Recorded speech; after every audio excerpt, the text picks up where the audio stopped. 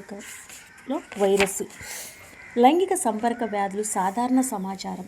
ఈ లైంగిక సంపర్క వ్యాధి అంటే హెపటైటిస్ బి, జననాంగ హెర్పిస్, హెచ్ఐవి సంక్రమణ తప్ప మిగిలిన పై వ్యాధులు తొలి దశలోనే గుర్తించి సరి అయిన చికిత్స జరిపినట్లయితే పూర్తి నయం చేయబడతాయి.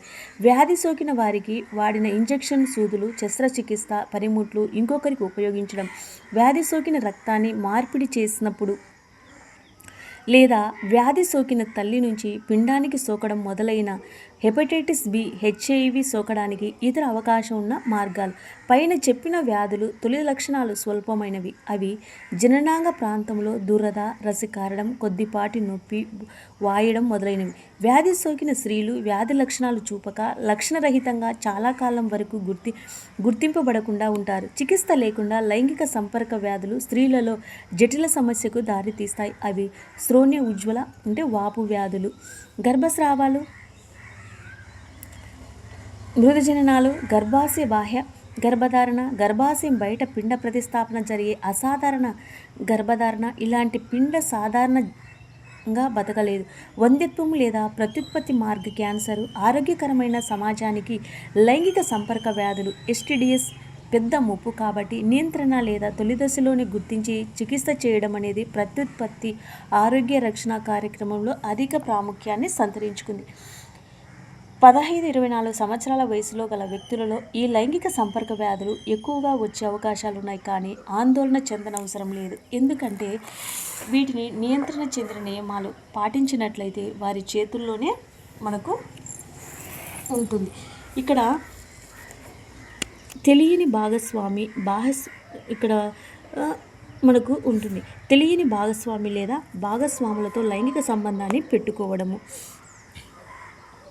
సంపర్క సమయంలో తొడుగులు తప్పక ఉపయోగించడం. లైంగిక సంపర్క వ్యాధులు ప్రాథమిక దశలో గుర్తించడంలో నిష్ణాతుడైన వైద్యుని సంప్రదించి ఒకవేళ వ్యాధి సంక్రమించినట్లయితే సంపూర్ణ చికిత్స పొందడము. జనన నియంత్రణ ఆవశ్యకత పద్ధతులు. క్రిందటి శతాబ్దంలో అనేక రంగాలలో సర్వతోముఖాభివృద్ధి సాధించడం వల్ల ప్రజల జీవన నాణ్యత ఎంతో మెరుగైనది. కానీ మెరుగైన జీవన స్థితులతో పాటు ఆరోగ్య సంరక్షణ వసతులు పెరగడం వల్ల జనాభా పెరుగుదలపై విస్ఫోటన ప్రభావం ఏర్పడింది. ఈ పెరుగుదల రేటుకు కారణాలు బహుశా మరణ రేటు, మాతృ మరణ రేటు, శిశు మరణ రేటులలో తగ్గుదల కావచ్చు. 2011 జనాభా లెక్కల ప్రకారము జనాభా పెరుగుదల రేటు సంవత్సర శాతం సుమారు 1.64% ఉంది. ప్రాథమిక అవసరాలైన ఆహారము, వసతి, వస్త్రాల ఉత్పత్తుల్లో గణనీయ అభివృద్ధి సాధించడానికి అధిక పెరుగుదల రేటు వీటి కొరతను దారితీయవచ్చు. జనాభా విస్ఫోటన సమస్య. ఈ జనాభా విస్ఫోటన సమస్యలో మనము అధిగమించడానికి జనన నియంత్రణ ఒకటే అనువైన అందుబాటులో ఉన్న మార్గము. వివిధ గర్భ నిరోధక పద్ధతులను ఉపయోగించి చిన్న కుటుంబాలు ఉండేటట్లు ప్రజలను ఉత్తేజపరచబడాలి. చట్టపరంగా వివాహ వయసును అమ్మాయిలకు 18 ఏళ్లకు, అబ్బాయిలకు 21 ఏళ్లకు పెంచడము, చిన్న కుటుంబాల దంపతులకు ప్రోత్సాహకాలు ఇవ్వడము అనేవి ఈ సమస్యను ఎదుర్కోవడానికి ప్రభుత్వం చేపట్టిన అనేక చర్యలలో భాగాలు. గర్భ నిరోధక లేదా సంతాన నిరోధక పద్ధతులు. సహజంగా కానీ లేదా కృత్రిమంగా కానీ గర్భధారణ ఉద్దేశపరంగా నివారిస్తే దాన్ని గర్భ నిరోధక అంటారు. గర్భ నిరోధకాలు సాధారణ అండోత్సర్గము, ఫలదీకరణ, పిండ ప్రతిస్థాపన అడ్డుకొని గర్భధారణ నివారిస్తాయి. వివిధ గర్భధారణ దశలలో పనిచేసే వివిధ రకాల గర్భ నిరోధకాలు అనేకము అందుబాటులో ఉన్నాయి.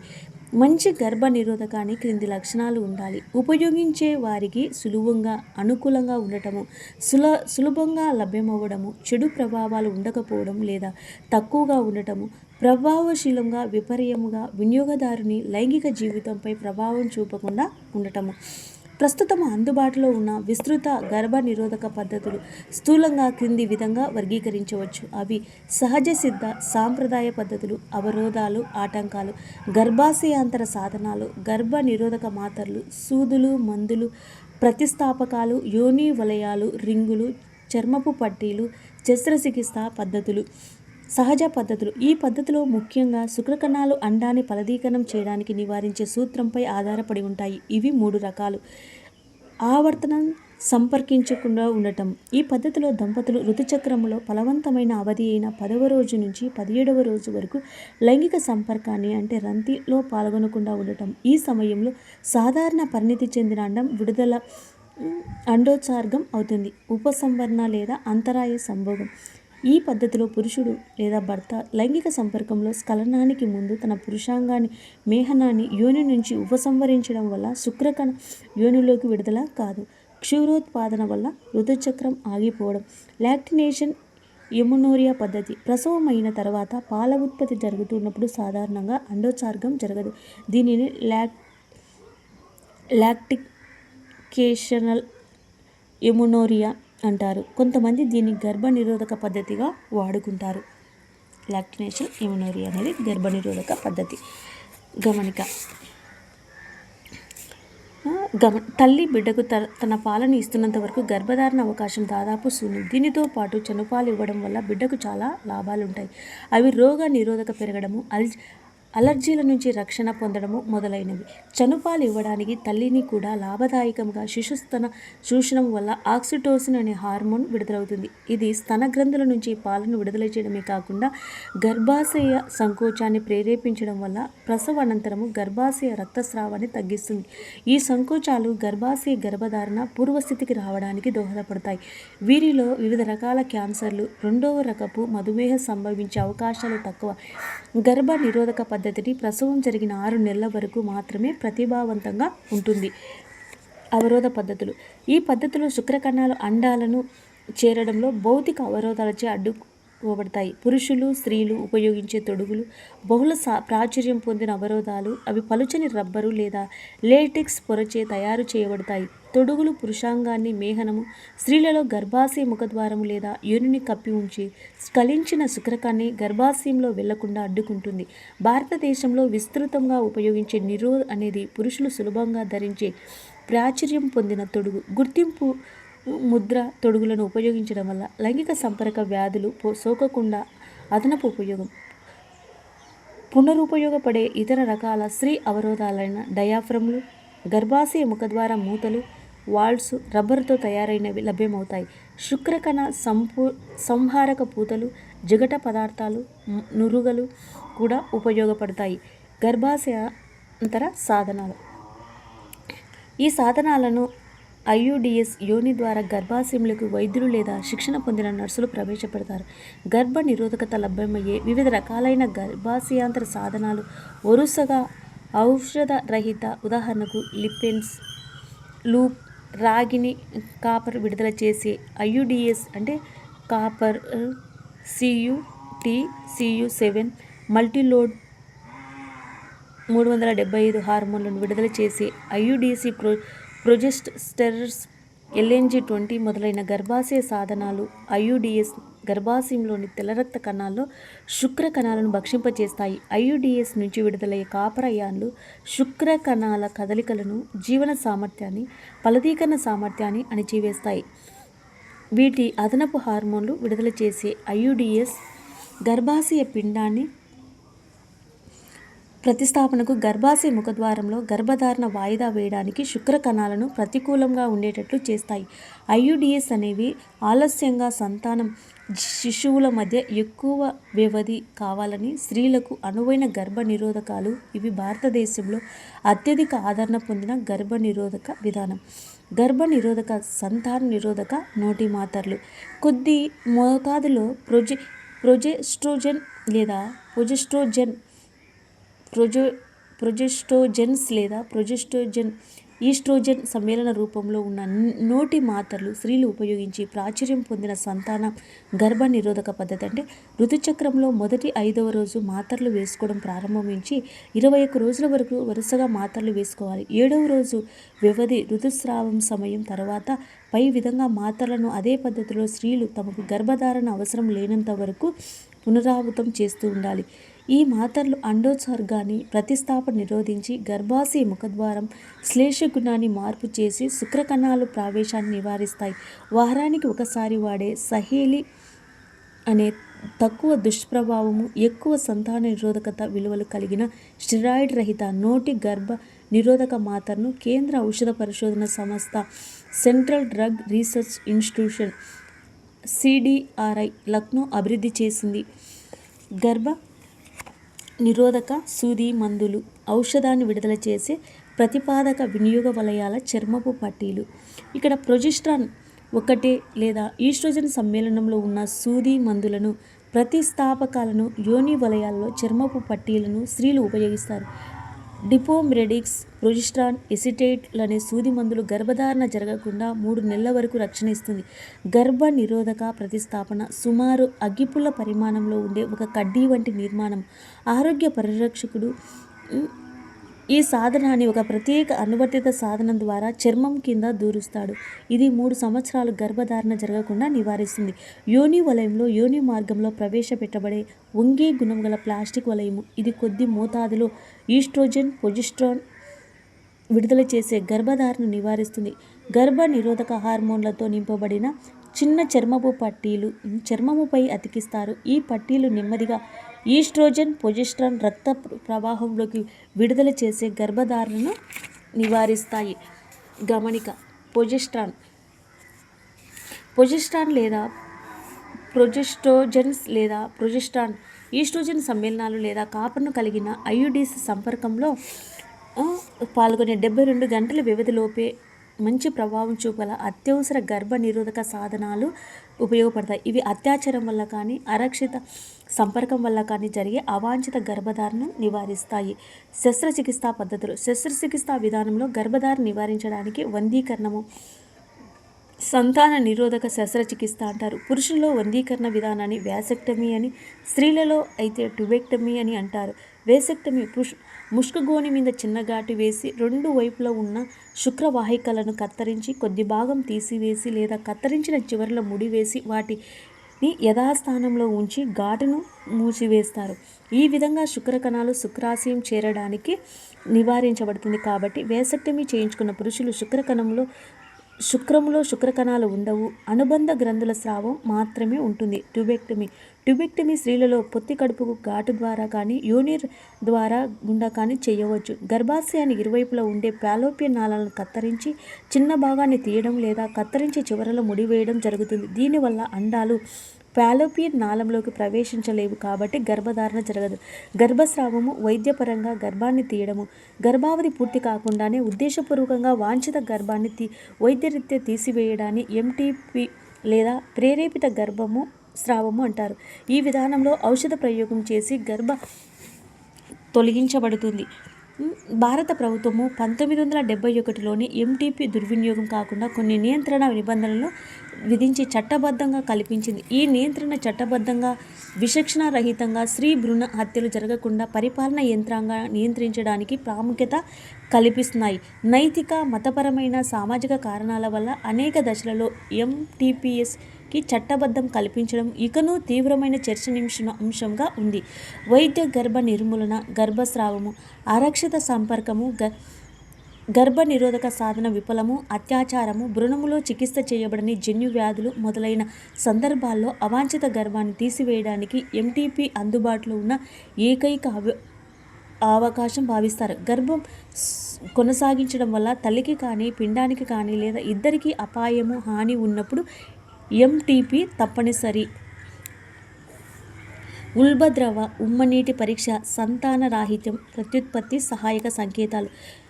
ఉల్బద్రవ పరీక్ష గర్భస్థ శిశువు పిండంలో జన్యులోపాలను కనుగొని రోగ నిరోధక విధానంలో ఉల్బద్రవ ఉమ్మనీటి పరీక్ష. ఈ విధానంలో వైద్యుడు పొడవైన ఇంజెక్షన్ సూదిని జాగ్రత్తగా సాధారణంగా అల్ట్రాసౌండ్ స్కానర్ పిండానికి హాని కలగకుండా గమనిస్తుంది. తల్లి ఉదరకుడ్యం గుండా ఉల్బకోశంలోకి ప్రవేశపెట్టి కొంత ఉల్బద్రావ సమూహంలోని సేకరిస్తారు. ఉల్బద్రావాన్ని సెంట్రిఫ్యూజ్ చేయడం వల్ల పిండ కణాలను వేరు చేసి కణాలను వర్ధనం చేసి క్రోమోజోమ్లను కెరియోటైపును తయారు చేసి వ్యాధి నిర్ధారణ చేస్తారు. ఉల్బద్రవ పరీక్ష వల్ల సాధారణంగా కనుగొనబడే అపస్థితులు డౌన్, ఎడ్వర్డ్, టర్నర్, కెల్నీఫెల్టర్ సిండ్రోమ్లు. ఉల్బద్రవ పరీక్ష అల్ట్రాసౌండ్ స్కానింగ్ల ఫలితాలు. భారతదేశపు కొన్ని ప్రాంతాలు తరచుగా చట్ట విరుద్ధంగా స్త్రీల భ్రూణహత్యలు కారణమైన వాటికి ఉద్దేశాన్ని కోల్పోతున్నాయి. సంతాన రాహిత్యము ఒక వ్యక్తి గర్భధారణకు తన వంతు పాత్ర పోషించలేని జీవ సంబంధ సామర్థ్యాన్ని సంతాన రాహిత్యము అంటారు. ప్రపంచంలో చాలా దేశాల్లో పిల్లలను కనదగిన వయసులో ఉన్న దంపతులు పిల్లలు లేకుండా ఉన్నారు. వీటి శారీరక, జన్యుపర కొన్ని రకాల వ్యాధులు, మాదక ద్రవ్యాలు, రోగ నిరోధకత, మానసిక మొదలైన ఎన్నో కారణాలున్నాయి. మన దేశంలో గర్భధారణ వైఫల్యానికి పిల్లలు కలగని దంపతుల్లో సాధారణంగా స్త్రీలు భాగస్వామిని నిందిస్తారు. అసాంఘిక అన్యాయము కానీ చాలా సందర్భాల్లో లోపము పురుష భాగస్వామిలో కూడా ఉంటుంది. సంతాన సాఫల్య చికిత్సాలయంలో ప్రత్యేకమైన ఆరోగ్య సంరక్షణ కేంద్రాలు సంతానలేమికి కారణమైన ఆ వ్యవస్థను నిర్ధారించి వాటిని సరిచేసి చికిత్స చేసి దంపతులకు సహజ పద్ధతిలో పిల్లలు కలిగేటట్లు చేస్తున్నాయి. ప్రత్యుత్పత్తి సహాయ సాంకేతికత. కొన్ని సందర్భాల్లో ఆ వ్యవస్థలు సవరింపబడినప్పుడు ప్రత్యుత్పత్తి సహాయ సాంకేతికాలు ఏఆర్టీ అనే కొన్ని ప్రత్యేక సాంకేతిక ద్వారా దంపతులు పిల్లలు కలిగించడానికి సహాయపడవచ్చు. ఈ క్రింద ఇవ్వబడిన ఏఆర్టీలో ఉపయోగించే ప్రముఖ సాంకేతికాలు: శరీర బాహ్య ఫలదీకరణ, పిండ మార్పిడి బదిలీ, IVF-ET, in vitro fertilisation and embryo transfer. స్త్రీ శరీరం బయట అండాన్ని శుక్రకణంతో ఫలదీకరణ చేయడానికి దేహ బాహ్య ఫలదీకరణ అంటారు. ఫలితంగా ఏర్పడిన తొలి పిండ దశను సాధారణంగా బ్లాస్టోమియర్ల పిండ దశ తర్వాత అభివృద్ధి చేసి తల్లి గర్భాశయంలోకి బదిలీ చేస్తారు. పిండం బదిలీ లేదా అంతర బదిలీ ప్రాచుర్యంగా టెస్ట్ ట్యూబ్ బేబీ పరీక్ష నాళిక శిశువు విధానం అనే పద్ధతిలో భార్య శిశు దాత నుండి అండాన్ని, భర్త పురుష దాత నుంచి శుక్రకణాన్ని సేకరించి ప్రయోగశాలలో స్త్రీ దేహ సారూప్య పరిస్థితులు కల్పించి 2 బీజ కణాలను కలిపి సంయుక్త బీజం ఏర్పరచడాన్ని ప్రేరేపిస్తారు. ఒకవేళ తల్లి గర్భాశయ దేహం బయట ఉత్పత్తి చేసి పిండాన్ని సేకరించడాన్ని అనువుగా లేనట్లయితే ఈ పిండాన్ని పెంచడానికి ఇష్టపడిన మరొక స్త్రీ అరుపు తల్లి గర్భాశయంలో బదిలీ చేయవచ్చు. ఫాలోపియన్ నాళాంతర సంయుక్త బీజ బదిలీ.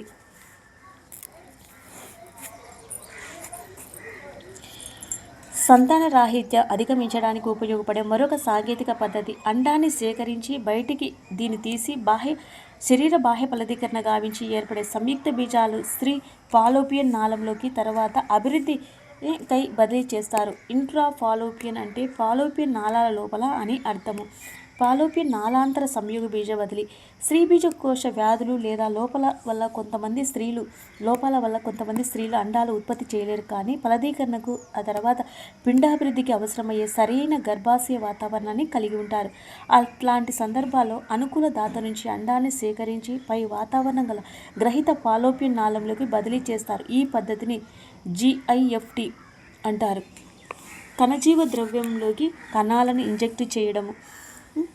ప్రయోగశాలలో పిండాన్ని ఏర్పరచడం వాడే మరొక ప్రత్యేక విధానం. దీనిలో శుక్రకణాలు సూక్ష్మదర్శిని సూది సహాయంతో వేరుగా అండకణ ద్రవ్యంలోకి ఇంజెక్ట్ చేస్తారు. తర్వాత పిండాన్ని అభివృద్ధికి గర్భాశయం లేదా ఫాలోపియన్ నాళంలోకి బదిలీ చేస్తారు. శుక్ర కణోత్పత్తి తక్కువగా ఉండి శుక్రకణాలు సంఖ్య తక్కువగా ఉన్న దంపతులలో ఈ పద్ధతి ద్వారా సహాయం అందించబడుతుంది. కృత్రిమ శుక్ర నివేశనం. పురుష భాగస్వామికి స్త్రీ ప్రత్యుత్పత్తి మార్గంలో శుక్రకణాలు విడుదల చేసే సామర్థ్యం లేనప్పుడు లేదా స్కల్కించిన శుక్రకణాలు చాలా తక్కువ సంఖ్యలో శుక్రకణాలు ఉన్నప్పుడు శుక్రకణాలు కృత్రిమంగా స్త్రీ గర్భాశయంలోకి ప్రవేశపెట్టే పద్ధతి AI ఉపయోగిస్తారు. ఈ విధానంలో పురుష భాగస్వామి లేదా భర్త ఆరోగ్యకరమైన దాత నుంచి శుక్రకణాన్ని సేకరించి స్త్రీ గర్భాశయంలో గర్భాశయాంతర శుక్ర నివేశనము ప్రవేశపెట్టి అండాన్ని ఫలదీకరణం చేస్తారు. అరుపు మాతృత్వము లేదా పరాయి మాతృత్వము. కొన్ని సందర్భాల్లో స్త్రీలలో గర్భధారణ జరగకపోవడం వల్ల కానీ గర్భాశయంలో సమస్యల వల్ల పిండాభివృద్ధి అనుకూల వాతావరణాన్ని సమకూర్చడం లేకపోవడం వల్ల కానీ మరొక స్త్రీ గర్భాశయాన్ని ఉపయోగించుకోవలసి ఉంది. అలాంటి తల్లిని అరుపు తల్లి, పరాయి తల్లి అంటారు. స్త్రీ భాగస్వామి భార్య దాత నుంచి అండాన్ని పురుష భాగస్వామి అంటే భర్త పురుష దాత నుంచి శుక్రకణాలు సేకరణ చేయించి సంయుక్త బీజాన్ని ఏర్పరుస్తాయి, అభివృద్ధి చేస్తారు. దీనిని మారుటి లేదా అరుపు తల్లి. స్త్రీ తన గర్భాశయంలో వేరొక స్త్రీ పిండాన్ని అభివృద్ధి చేయడానికి తర్వాత శిశువును ప్రసవ సమయంలో వరకు మోయడానికి అరువిస్తుంది. గర్భాశయంలోకి బదిలీ చేస్తారు. గమనిక, సంతాన రాహిత్య సమస్యలు పరిష్కరించడానికి చాలా మార్గాలు ఉన్నప్పటికీ ఈ సాంకేతికతను ఉపయోగించుకోవడానికి నిపుణులు, విలువైన పరికరాలు అవసరమవుతాయి. మతపరమైన, సామాజికపరమైన అంశాలు వీటిలో కొన్ని పద్ధతులు అవలంబించడానికి ప్రోత్సహించకపోవచ్చు. దీనికి ప్రత్యామ్నాయంగా ఒక బిడ్డను దత్తత చేసుకోవడము భారత చట్టబద్ధమైన దత్తతకు అనుమతి వస్తుంది. సంతానం లేని దంపతులు తల్లిదండ్రులుగా మారడానికి ఇది ఒక మంచి అవకాశము.